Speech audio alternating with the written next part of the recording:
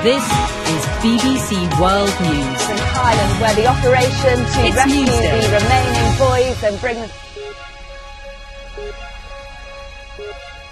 I'm Sophie Long, live in northern Thailand, where rescue teams will shortly resume their operation to bring the remaining boys to safety.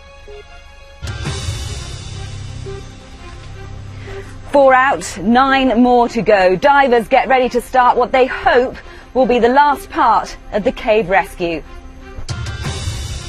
They're racing to complete their mission before the forecast heavy rain brings more flooding underground. I'm Babita Sharma in London, also in the programme.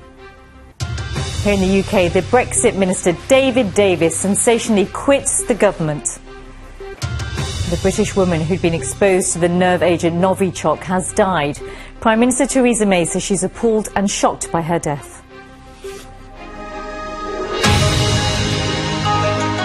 This is BBC World News. It's Newsday. It is midnight in London, 6 a.m. here in northern Thailand, where shortly, in the next 2 hours, the rescue operation to save the remaining boys stuck in a cave 4 kilometres inside that mountain behind me will shortly resume. 4 were brought to safety on Sunday.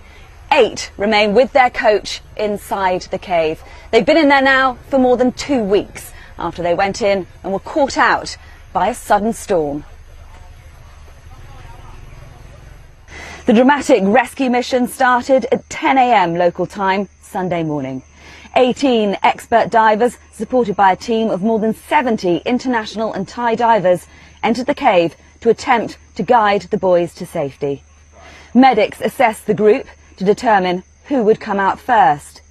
Then, in total darkness, 2 divers swam with each child tethered to the diver in front. They followed a previously laid guide rope to help over difficult terrain. It's reported the narrowest part is only just under 40 centimetres wide. The boys will be helped through by the diver in front before continuing. Once out of the cave network, the children are taken to hospital by ambulance. As Jonathan Head now reports. The day started with rescue workers and extra dive tanks going in. A daring and complex rescue was underway. Waiting nervously for the outcome, the man who's coached the boys' football team, nicknamed the Wild Boars, for 4 years. It was his assistant who went into the caves with them. I asked him what he'd say to them when they came out. I don't know what I will say when I see them again, but I do know that I want to hug them. After their dramatic discovery on Monday, they've been fed and treated by an army medic on the rock shelf where they'd been forced to retreat by rising water. They were judged fit enough to make the dangerous journey, though none has ever dived before. Inside the now sealed-off area around the cave entrance, ambulances waited to carry those rescued to hospital.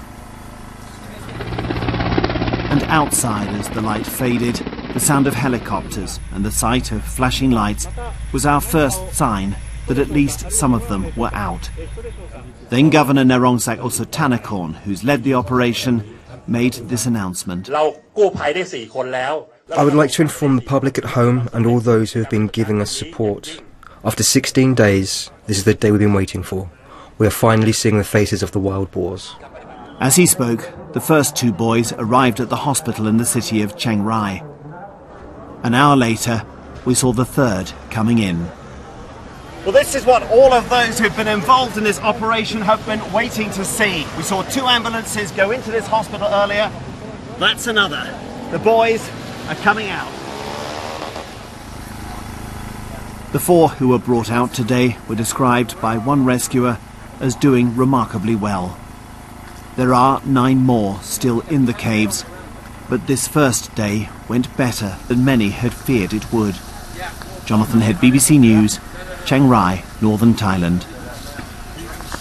Well, in the last half an hour or so, it has become light here and there's been a little bit of action around the cave entrance. We've seen a number of police officers come in and vehicles coming out as well.